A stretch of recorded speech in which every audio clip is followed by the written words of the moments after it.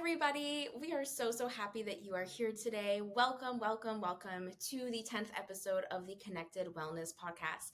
My name is Rachel Ann. I'm here with the wonderful Mary Ann and our wonderful special guest. And we are so passionate about wellness. Here in this podcast, we look at the ways that our physical, emotional, and spiritual health is all connected and how we can take better care of our whole selves holistically so we can live our best lives. We're really excited that you're here with us on the journey, and we're extra excited for episode 10. So thank you so much for being with us. And we do have a fantastic guest today. So you'll hear all about Dana in just a little bit. But guys, I think we should start with our wellness wins. What do you think? Yeah. Let's do it. Who wants to start? Who would like to go first? I was just going to say, who wants to go first? Dana, do you want to be put on the spot and go first? Or do you want to pass it to us? I'll go first. So from what I've heard about your wellness wins in the past, it sort of is all encompassing of everything. And so I had an experience like that on Sunday, and I went to the beach and I went to the ocean, and it was amazing being outside in nature. And it was just all of my senses were part of that experience. I smelled the brine of the sea. I felt the sun on my skin and hear the wind rushing past me. I was seeing pelicans and seagulls and the waves. It was super beautiful. And it was a full body experience being at the ocean. And I really loved like the sand between my toes and the water rushing over my feet. It was really amazing.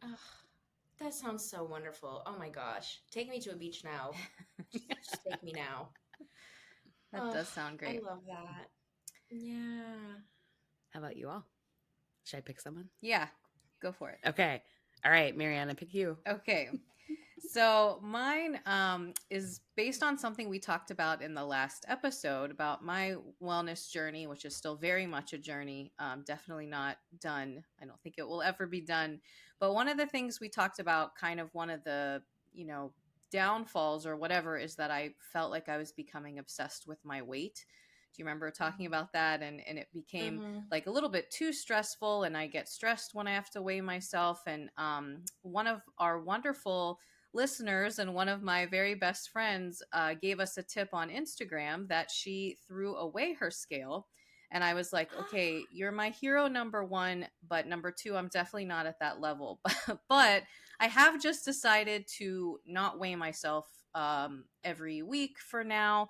I just was on vacation. It was just a big birthday for me. There's been a lot of celebrations, and I just want to feel free, and still be balanced, but just kind of be able to relax and enjoy myself, but not being like, oh no, how is this going to affect my weigh-in tomorrow morning, has felt very freeing. And I think it's giving me a little bit more of a balance. And yeah, I'm a little bit apprehensive. So it's still, I'm not there yet, but I think it's still a step that I'm happy that I've taken and will help me get a little bit more balanced right moving forward.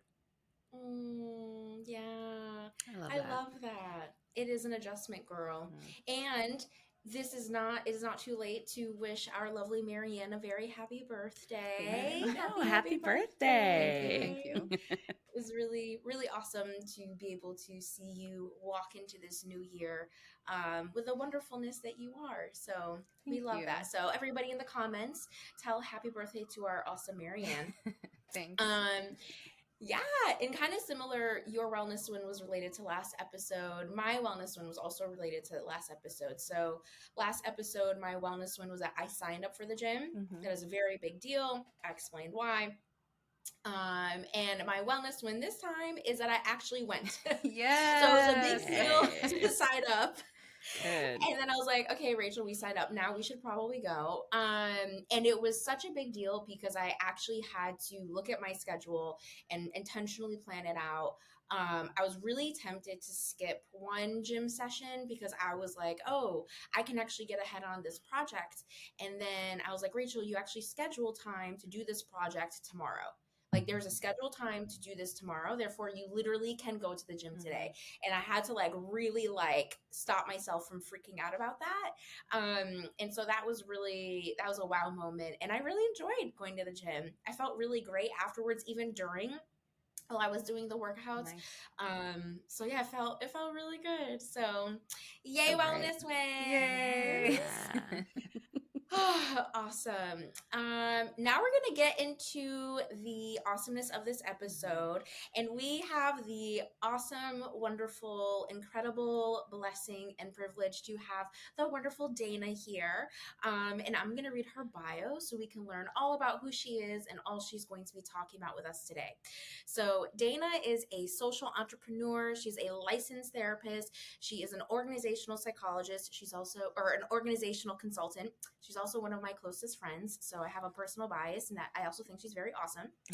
She runs her own business because she's a boss. It's called Daugherty Wellness LLC, where her private practice focuses on helping high achieving individuals who feel marginalized, othered, or out of place work through the intersectional identity, belonging, and healing from intergenerational and societal trauma through culturally relevant, trauma informed mind body therapeutic approaches. She consults with diverse populations and explores mental well being and equity and policy and practice issues related to mental health. Dana also coaches for organizations, entrepreneurs, and activists on career development and transitions, leadership, and empowerment. Yay, Dana! We are That's so, me. so happy you are here. Thank you for being on the Connected Wellness podcast. Thank you for having me. Thank you. Yeah. So today we're going to talk about one of Dana's areas of specialty, which is the mind body therapeutic approaches, which I think we mentioned this a few episodes before. And Marion was like, oh my gosh, this is so cool. I want to know everything. And I was like, yeah, dude, we need to talk about this, which is somatic therapy, somatic work. And so, Dana, let's just start super basic. Talk to me. What is somatic therapy? What does that term mean? Mm-hmm. Yeah, somatic therapy is an approach that uses interventions that prioritize awareness of your body and its connection to emotions and feelings that you have in the mind, essentially. So, focusing on that mind-body connection and how that influences your behavior. And so we really take that's like the most basic description or definition I can give you. And I really like there's a licensed clinical psychologist, Dr. Ariel Schwartz, and she specializes in complex PTSD and runs the Center for Resilience Informed Therapy. And I like how she kind of gives this definition as well, is that somatic interventions address the connections between the brain, the mind, and the behavior. And then therapists who actually emphasize talk therapy, they generally focus on the mind as influencing psychological health. But the somatically oriented therapist uses knowledge of the basic functions of the nervous system to greatly enhance the therapeutic process. So that's that. I feel like that's a lot more clinical definition, but I like her definition because that really kind of shows how neurobiology is the focus of this therapy, and really looking at your nervous system and how it's tapped into and activated during sessions. That's Yeah. incredible. Yeah. And I have a hunch Marion loves that because I know you did neuropsych in college. So I can Perfect. see the excitement. Mm-hmm. You mentioned the nervous system. Can you tell us Yes. what that is? What does that mean? Where do we find Yes. that in our bodies? Yes. So your nervous system is all throughout your body, from your brain down all through your hands and your feet. Like it reaches everything, your nerves. And what we talk about is this autonomic nervous system. So you have the sympathetic system, which is activated in it responds to stimulus. So when something happens, your body determines if you need to respond in a fight or a flight, like leaving mode, fight or flight mode, or also a freeze mode can happen as well. And so that's your sympathetic response is responsible mainly for the fight and flight piece. And then your parasympathetic, I love how someone taught me this, but parasympathetic, they think of parachute coming down to earth. And so you think about your parasympathetic nervous system is responsible for calming. So it's really involved in like digestion and all of that stuff. It's yeah, so it's focused on just like calming and after you've been sort of activated and bringing you back to your baseline, but it's connected to a lot of different things, and I can kind of talk about that later as it relates to like any kind of vagus nerve type stuff. But Yeah. yeah, Oh, that's incredible. yeah, I know that when I was in graduate school, somatic therapy, I think it was like starting to be a thing, but it wasn't like a thing yet. And I yes, think now it's like a thing. So I think right, that's really cool. yeah. Have you been able to practice it yourself or do that with your clients? And do people find it to be beneficial or do they prefer talk therapy or maybe Mm. both? I don't know. Yeah, no, that's a great question. So I became certified as a somatic attachment therapist. So it takes both somatic therapy and then attachment theory. So really looking at like who were your caregiving figures as a baby and that attachment and how they attached to you, how they didn't attach to you, and how does that kind of impact you for the rest of your life, and how you Mm, interact with other people. And so it's bringing both of those two things together, the somatic piece of the body, how is that impacted in your body? And then how does somatic interactions or issues, how do those kind of come up when you're, especially comes up with dating, it can come up with work, it can come up with a lot mm, of different areas of your life, Mm-hmm. where you recreate patterns that were the original kind of blueprint for how you interacted with those first, caregivers. um, mm, mm. so so anybody can benefit from somatic therapy, which is great, because it's awareness of your body. It means that it's great for kids, it's great for adults, it's great for seniors, but it's especially great for people who experience anxiety, or Mm, people who experience trauma or depression or even grief, mm, because those are experiences that really your nervous system is involved Mm-hmm. with the anxiety pieces of things. It's we call it activated. Mm-hmm. Your mhm, nervous system can be activated, and sometimes your body, if it's rehearsed different patterns in the past, is unable to sort of get stuck. It's kind of gets stuck in those activated Mm-hmm. spaces or states. And so we work in therapy to try to help you get out of those activated spaces. Similarly, for mm, depression, it's sort of like after it's been activated, you can like kind of crash and you can hit a low. And so you can get stuck on that low space. So that's often represented with like depression and just feeling like you're like lethargy. So it's a Mm-hmm. lot more figuring out like how do we activate your system a little bit more, so that you mm, feel a little bit more like you can engage with yourself in the world. So mm. anxiety, depression, trauma, and especially grief because it encompasses all of those things. Mm-hmm. So I think yeah. it's really interesting when you mentioned the parasympathetic, sympathetic nervous system because sometimes we don't think about how we're feeling affects our body. I know we've done, like, it's probably more talked than it used to be, but things like you said, digestion. So, why do you get an upset stomach when you're stressed out? Well, because your body is in this, oh, I have to fight, enemy or some sort of danger, right? So it's not going to Yeah, be digesting food properly. It's like, I don't have time for this. I have to fight exactly. something, right? Even though there's no actual danger. But when we're in this anxious state, our mind thinks that there's a danger. So it's so interesting that there are methods to help you deactivate, right? And to be like, okay, there Mm, is no danger, and you can maybe instead of starting with, tell me if I'm understanding this somatic therapy idea. Like instead of starting with the mind down, like maybe that's traditional therapy, you're kind of like starting Hmm. body up, yeah, physical up, which sounds like really interesting because some people may think that talk therapy is maybe too abstract or intangible, or you're not doing enough. But if you're actually doing something with your body, feeling like you're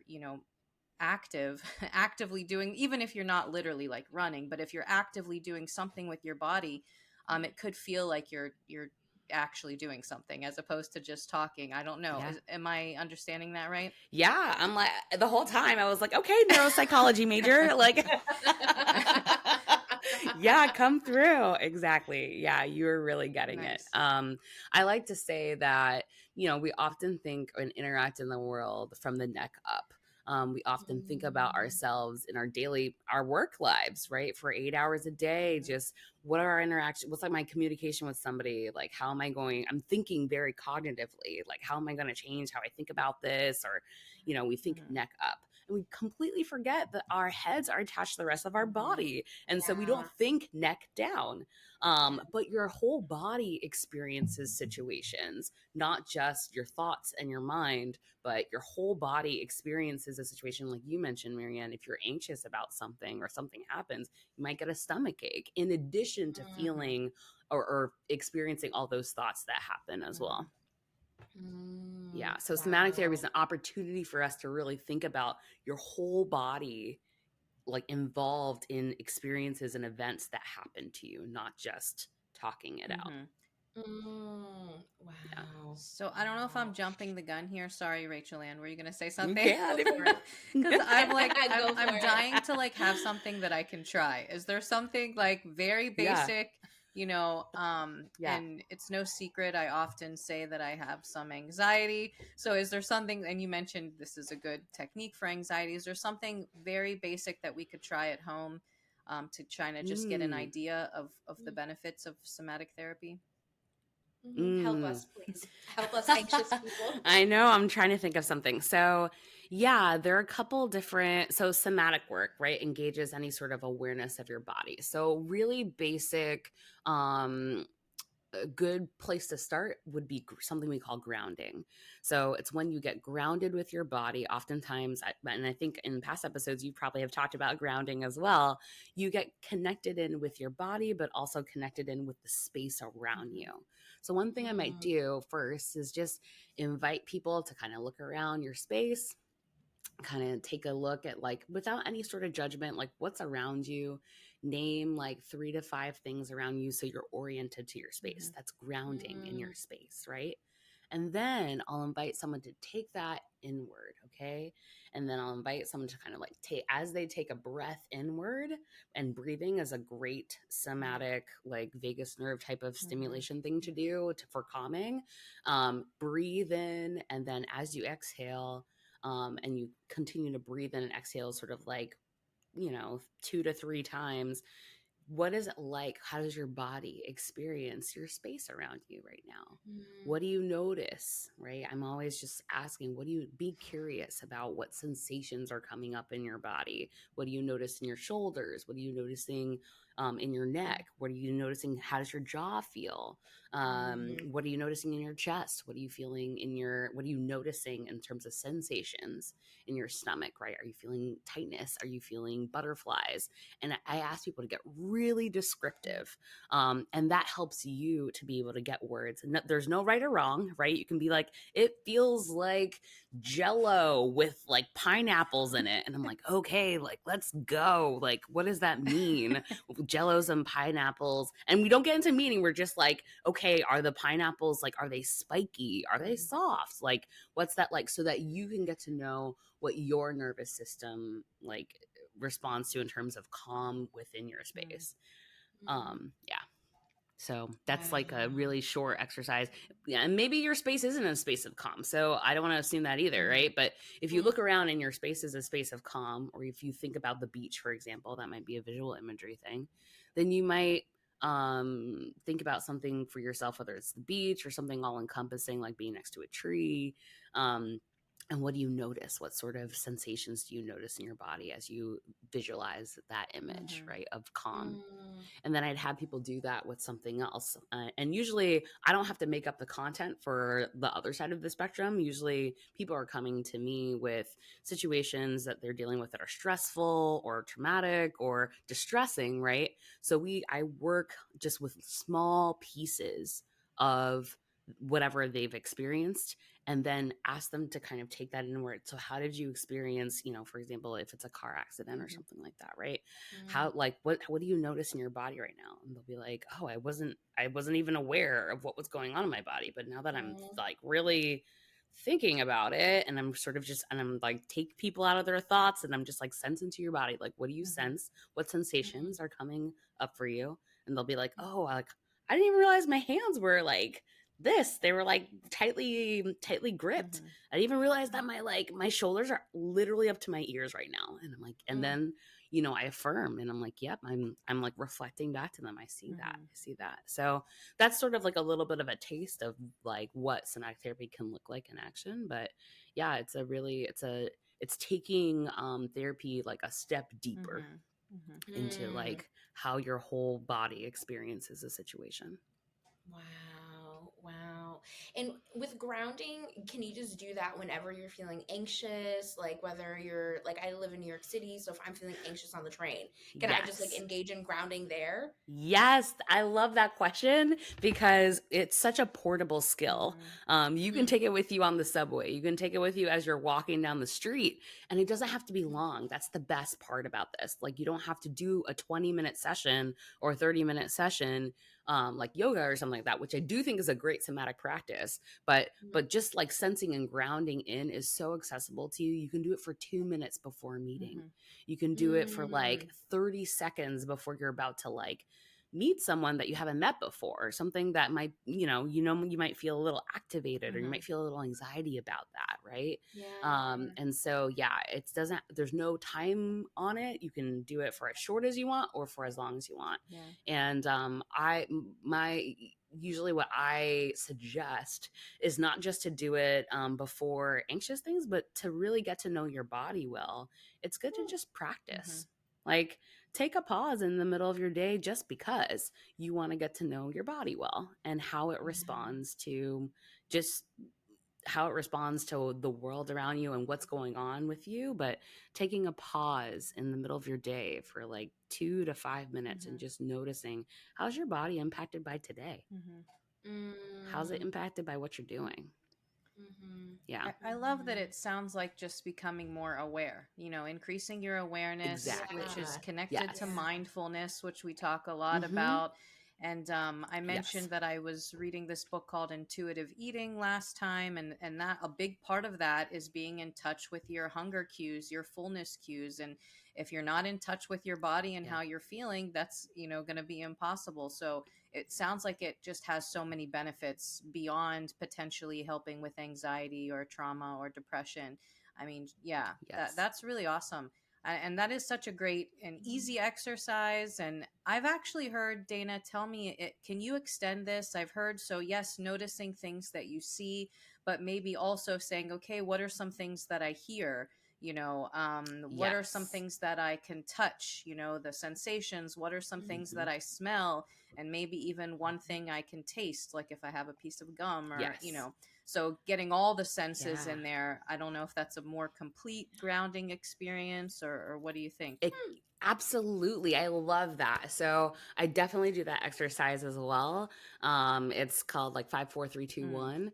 And you name 5 things. That's like an easy way to think about it, but 5 things that you can see, 4 things that you can hear right now, 3 things that you might touch and with texture, 2 things that you might smell, 1 thing that you might taste. Right. And so if you take your senses through that experience, again, it's another way of grounding yourself with both internally and being aware, but also with your external environment. Wow. That's amazing. I love There's moments where I have felt anxious, just because I'm a human being in life, right? And I'm like, I really could have utilized that specific grounding tool and the 5, 4, 3, 2, 1 in those moments. Because I love the idea of, yes, it's helpful for anxious moments and moments of distress, but it's also just helpful to do that during the day. just Yes. as a way to get to know our body. And immediately I must confess, immediately I felt like, oh, Rachel, that's silly. It's silly to take time Aw. during the day to be like, I'm going to get to know my body now. You know what I mean? And I feel like there's a lot of pressure that we feel as humans, especially for us, where, you know, we talk a lot about being children of immigrants. A lot of our listeners are people of color, children of immigrants. So the idea of pausing whatever type of productive thing we're doing to tune into our bodies just seems kind of silly. I don't know. Do you have any thoughts or advice for Yeah. people who are struggling, Yeah. aka me, about that? That's so great. Yes, absolutely. From like a science kind of level and a simple explanation, your brain needs it. Mm-hmm. Your brain needs Mm-hmm. breaks. Your Oh brain yeah. can't just like continue on in your workday without any sort of breaks. It actually needs it to remember Mm-hmm. things.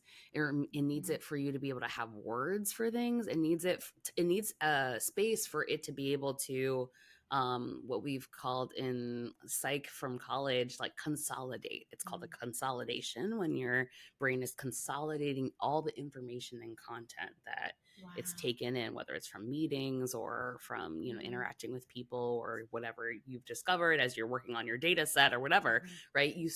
Your brain needs space to be able to consolidate all that information. So giving yourself Mhm. a break actually is like biologically and scientifically Mhm. important for your brain to be able to like continue to do what it's doing. Right? So Mhm. it's not like, oh, you're just taking a break, like that's silly, which I can totally understand, Mm-hmm. right? With our culture that's just so like, oh, got to keep on the grind, right?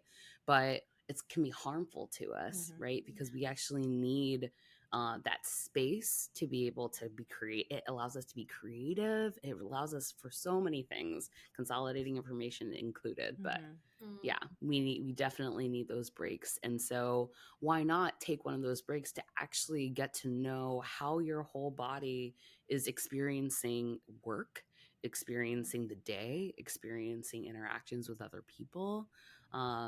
And lots of people have found that it's in those breaks or in those pauses that they realize, oh, like I think I have a back problem, or I think I have, Mhm. that those are the Mhm. times where people are like, maybe I need to go see my doctor because I was just working and I was so in my head that I wasn't even connected to the fact that like maybe I've been sitting wrong, or like Wow. maybe it's more than that. So Mm-hmm. it's been it can be a really helpful tool. It can be a life-saving Mm-hmm. tool. So I believe. Mm. Sounds like it's really just investing in ourselves, investing in our potential. Like we are not going to do our best Yeah. work if we're not taking those pauses. Like you said, like if you just keep running on, fumes, basically, if you're not giving your brain a rest, like whatever you're going to be doing, hour three, it's not going to be your best work at all, right? So it's much to our Mhm. benefit to take 5 minutes, 10 minutes. Rachel, we had a whole episode anti hustle culture, right? That hurry Mhm. episode, Mm. and there's so many reasons, physically, emotionally, and spiritually, why we need to take rests. And if we can use it to get in touch with our body, that 5 minutes, I love that. I just think that's great. Why do I have to Yeah. wait to Yeah. be stressed out or anxious, right? Like just give myself Yeah. 5 minutes. If I do that, maybe I will be less likely to get anxious, Mm. when Yeah. something is Mhm. a stressor is present. So I think that's great. Yeah. Yeah, Yeah. that's a good And point. Oh, sorry. I was just going to no, go for add it. on to what you said, Marianne, of just the spiritual component of that. Like it is sort of that is Mhm. so important. It's in a lot of faiths and Mm-hmm. religions, right? Of having a Sabbath and like some of the monotheistic religions that like we're familiar with. But yeah, like having a time where you have space and rest is really Mm-hmm. important, right? And so being able to practice that is also, spiritually Mm-hmm. sound. Yeah. Whew, I think that was a reminder that I needed to hear, and probably a lot of other people needed to hear. And Dana, you do everything wonderfully.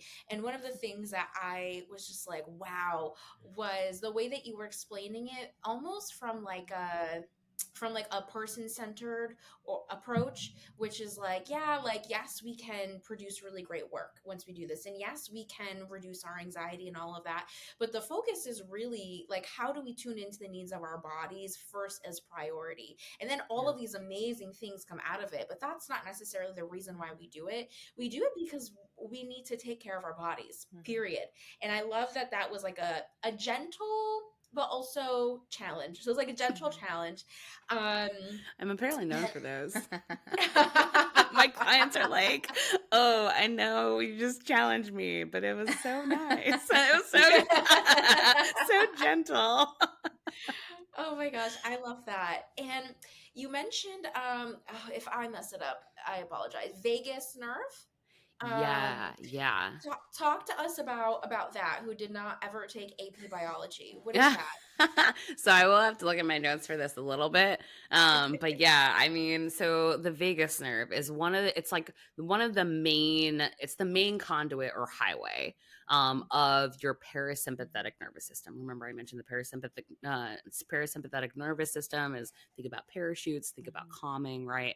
And it connects your digestive system and your organs, like your heart, urinary tract, bowels, right, to your brain. So the Mm, role is in emotional regulation that it has, and social connection and your fear response. And I already kind of described a little bit what the parasympathetic nervous system is responsible for, but it's responsible for controlling those specific body functions like digestion and heart rate and your immune system. So, um, basically it's connected with all of these things that are related to soothing your body, right? And so again, focusing on slowing down breathing, doing that deep abdominal breathing or something like that, even repetitive prayer or meditation, things like that, are intentional ways of really activating that vagus nerve, stimulating that mm, vagus nerve, and being intentional about how your body feels as you move about your day. And yoga, when you think about moving in different shapes, I think about yoga as like creating different shapes with your body, essentially. Yeah, I think about that as like that's a way to be able to also kind of stimulate that vagus nerve and kind of activate that calming response. Um, mm, so yeah, so to your question about vagus, that's the vagus nerve. So to your question about vagus nerve stimulation, mm, there are actual implants for stimulation, and that's used for things like epilepsy and seizures and people like who have severe depression. But explaining those devices falls more into the medical field, which is I'm going to stay in my lane. So that's that's not really as much my lane. So that's where I end that. But just that awareness that there are actual, devices for that. But vagus nerve stimulation, related to decreasing in stress and anxiety, there have been a few theories that have come out. And one of them that's been popular is the polyvagal theory. If you've heard of that before, maybe it's like become, I think, more popular in recent years, as a clinician and a social worker, Dana has applied polyvagal theory, which was originally developed by this behavioral neuroscientist. Um, and his name is Dr. Stephen Porges, in case you're looking on Google. And her name, Dana, the social worker, she applied that for therapy. So polyvagal theory basically looks at like the role of this vagus nerve in your body and the nervous system, and explores kind of how a sense of safety and threats of danger can impact your behavior. So that's polyvagal theory, right? interesting. And so Dana, this clinical social worker who adapted this theory to this clinical and therapeutic context, she created exercises around that. How do you establish safety and connection, knowing that your nervous system is constantly kind of looking at and being activated by the sense of safety and threats of danger, and how it impacts how you interact with other people around you. And so she heard that concept. We can go deeper into that concept. I don't currently practice polyvagal theory, but I have taken some master classes on it.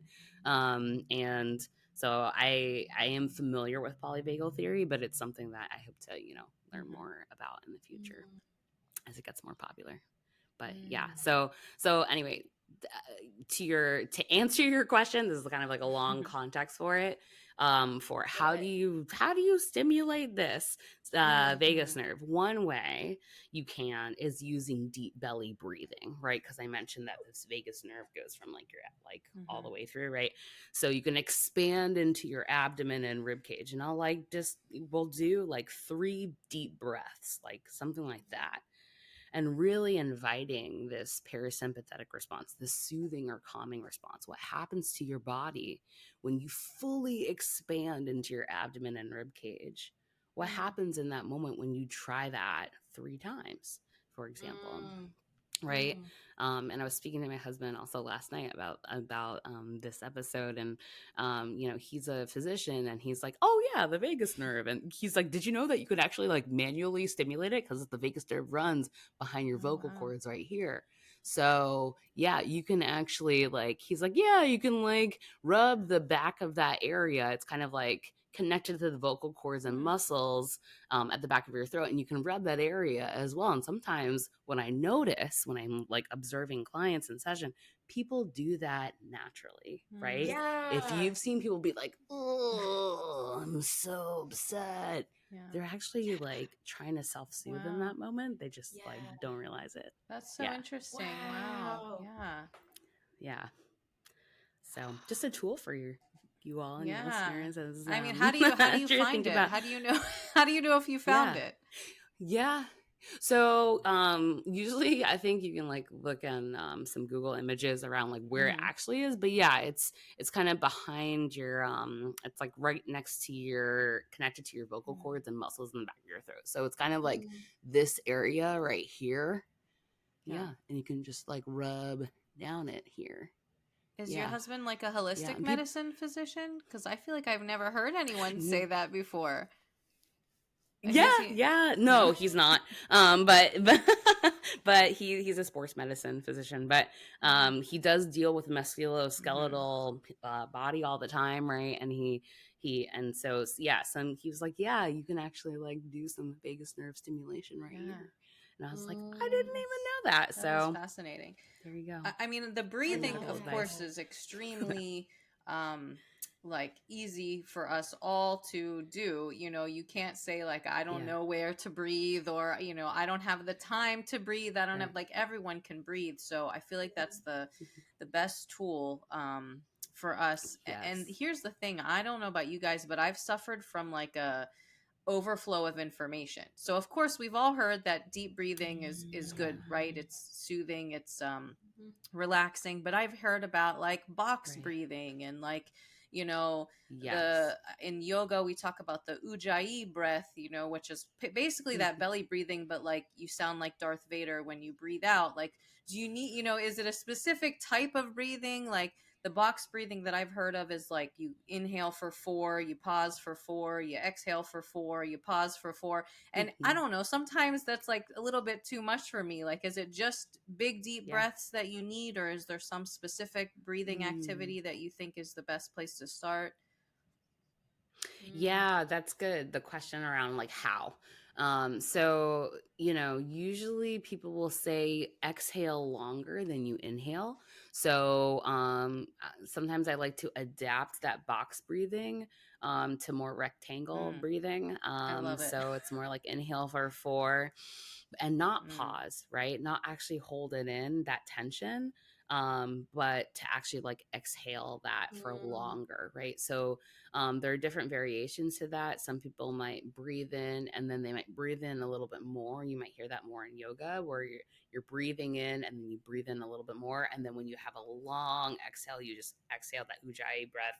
You're exhaling all the way out, every single bit of air. But again, the exhale is longer than that inhale. So, sorry, I have another breathing question.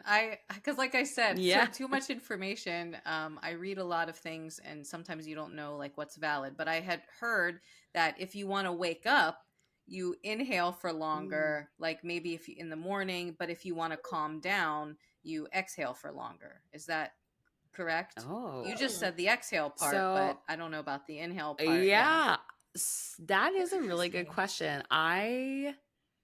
don't know if I can verify that. Interesting. So I don't know. Yeah, I'd have to look more into Yeah. that, but I know like just being able to Mm-hmm. exhale longer allows for that, your body is refocusing and Mm-hmm. resetting. But yeah, I Mm. know that there might be something to that because, in addition to being a therapist, I also do powerlifting and Mm. strength training. And so powerlifters, they do a lot of like before they do a heavy lift, they'll do like really a bunch of like inhales and exhales very quickly to sort of like psych themselves up, and then they just like Mm. go and then they lift the heavy thing. So there might be something to that. I just I don't have Mm. the Yeah. science Yeah. evidence based piece behind it, Well, but if we yeah, find not out, sure. listeners, we'll Mm. keep you posted on Please do. Instagram. Yeah, Yeah, because yeah, I'm let me interested know. to know if that's true. But I mean, Yeah. for now, the The exhale, Yeah. the long exhale, is a great tip yeah. for kind of winding down. Yeah. Yeah. And Mm. so the breath is good. That one of my favorite ways to think about, and I almost forgot, but my favorite way to think about vagus nerve stimulation actually as well is because they're right next to your vocal cords. What do you use your vocal cords for? Singing. Singing. So you can sing Mm. and hum or chant or any of those things also stimulate the vagus nerve as well. Mm-hmm. It might be like there might be something to why people feel better after they're singing, or why that's like Mm. why that might be a coping skill for people if they're Mm. humming or something like that, Mm. because you are sort of stimulating that nerve as well. Wow.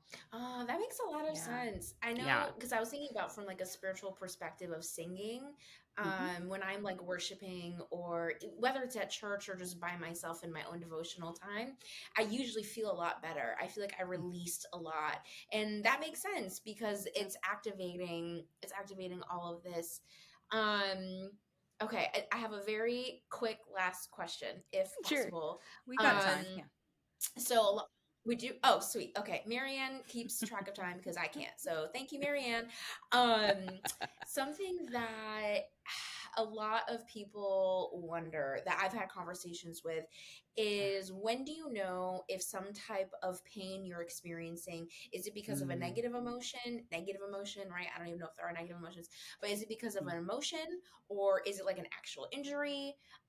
Because I have a hunch as you do the somatic work, you probably will improve your relationship Yes. with your body. You'll probably start to understand, ooh, this pain, this is more because I'm stressed, not necessarily because I need to see the doctor. Mhm. But I don't know, do you have anything that can help guide us as we're Mm. starting to learn and be able to differentiate between the two? So it's sort of hard to be prescriptive about this, but I look as a clinician, it is on me to make sure that people rule out any sort of health things, right? So, like, if you think it's health related, like, go see Mm-hmm. your doctors. Like, just Yeah. just check, make sure that it's like not something health related. I think that's good. If they don't necessarily um say that it's like related to some sort of tear in your body, or like their posture or things like that, right? It might be related to stress going on in your life. There's a really Mm, interesting story of a training that I went to, and someone was sharing about the fact that they had a headache every week. They could like almost put it on a Mm. clock.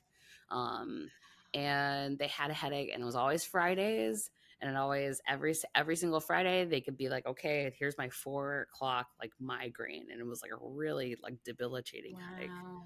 um and what they had realized was that every time around that time was when they would have a really, as they became more aware and started doing somatic work, they had realized that every time around that time they were having this conversation with their boss or with their supervisor. And it Mm, was really, really stressful, a conversation. There was a lot of like kind of work tension and like pushback. And they hadn't realized that anticipation, the body was Mm. preparing to have that conversation yeah. every Friday. Yeah. And it was always something stressful, related to some sort of pushback or some just like the tensions that were Mm. happening at work. um, Mm, and they realized that all of the tension they were experiencing, like not only in their head, it was also in Mm. their jaw. So they felt their jaw Mhm. like clenching, right? Mhm. And they had realized that, wow, like I think actually all of this pain that I'm feeling, the headaches that I'm having, are related to my body just anticipating this conversation and knowing that it's going to be stressful, knowing that I put so much effort into this conversation that I have with this Mm-hmm. particular person.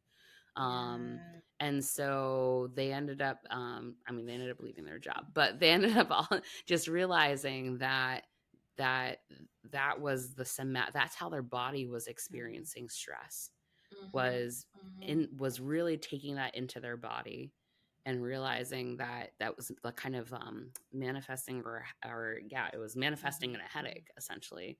So like the Mm. stress was actually resulting in a headache and like tense jaw, Yeah. um, and tense Yeah. neck muscles, right? And it was happening so regularly. They're like, I don't want to Yeah. feel like this. I don't want to feel like this Mm. every time I'm at work, and I want to feel Yeah. differently at work. But it Yeah. was only through having this somatic Right. awareness that they realized, like, oh, like I actually they put that two and Right. two together. That's Yeah. crazy. Hmm. Yeah. Our bodies just, Yeah. I sometimes say our bodies do crazy things, but like it's like a call for help, Hmm. like, hey, listen, something is Yeah. not right Mm. here, and the only way the body can Yeah. get our attention is through symptoms, right? So yeah, that's Mhm. Yeah. so Yeah. interesting. And I'll tell you, I often go Yeah. through these periods where I have strange symptoms, and it doesn't help that it helps that my dad is a doctor, but my first place to always go is, physical health. Okay, let's run the tests, let's do this. Is Mm. something the matter? And I feel like at the end of the day, a lot of the time I'm like, I think I'm just stressed because everything will come out fine. And I get frustrated and I say, I wish that there could just be a scan and just be like, yeah, you're fine, it's just stress, like deal with your stress.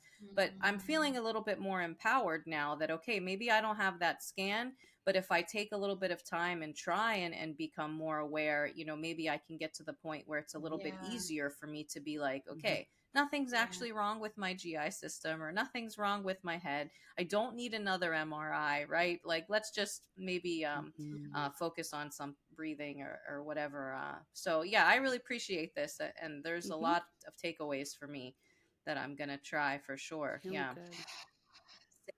Yeah, yeah. Same. I think you're right. I think the studies have shown, right, that things like IBS, which are actually like Mhm. kind of it's Mm-hmm. a syndrome, right? So it continues on. It's chronic. This is what happens when chronic Mm-hmm. stress is in your body. That's comorbid with, meaning it can happen on. It's common and happens at the same time as people who Mm-hmm. have anxiety, right? So those Mhm. things are really like can be really linked. So having not just like a not just a medical checkup for the IBS is important, but also doing it in tandem maybe with anxiety Yeah. reducing or stress reducing exercises can be really Absolutely. beneficial. Yeah. Yeah. Yeah. Oh, thank you for, oh, Dana, thank you for that. I feel like we touched on biology, we touched on psychology, we touched on spirituality. Good. Um, Tell us, Dana, for people who want to get in touch with you, maybe they have questions, maybe they want to work with you. Are there ways that people can get in touch with you? Yeah. So you can always email me at connect@danadaugherty.com. And I am starting in some of my newer projects. I'm starting up a project, and on Instagram, you could follow Untethered to Rooted. Yeah, and kind of build up the community Cool. there. Awesome. That's amazing. I will link all of that down below. Cool. A huge, Mm-hmm. huge thank you, Dana, for spending this time with us, for sharing this wisdom and this insight, the practicality, the theory behind it. There's a lot of why? Why is this worth my time questions that come up when we think about spending time for our bodies and our mental health and our spiritual health. And thank you for so Mm-hmm. beautifully, with a gentle challenge, letting us know what to do with those questions and those thoughts. Um, in terms of connecting with the podcast, podcast. You can find us on Instagram at Connected Wellness Podcast. You can also email us, connectedwellnesspodcast@gmail.com. Marianne is on Instagram at Wabasaba. I am also on Instagram at Real with Rachel Ann. I will put all of this down below if you have forgotten, so no problem at all. So yeah, huge thank you to Dana for being here, and I'll pass it over Thank to you. Marianne for our grand conclusion statement that she always Well, leaves us thank you with. also. I want to say thanks to Dana. This has been wonderful. I really enjoyed it. And thanks to everybody if you're here with us for our 10th episode. Really excited to have you. And we hope to see you again, and we hope that you will be well. Yes, be well, everybody. We'll see Thank you in the you. next episode. Bye.